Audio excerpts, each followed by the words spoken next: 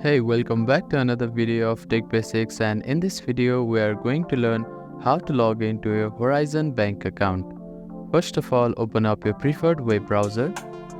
Now at the address bar, type in horizonbank.com and click on enter. After that, you will be directed to official homepage of Horizon Bank. Now at the top right corner, you can see a login button. Click on it.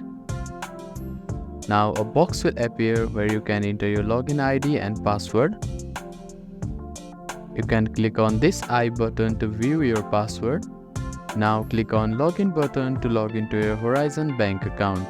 If you have forgotten your password, click on this link and follow the instructions to reset it.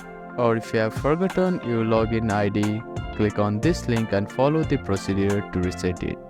Thank you for watching this video. Please do not forget to give it a thumbs up and subscribe to our channel and comment down if you have any queries.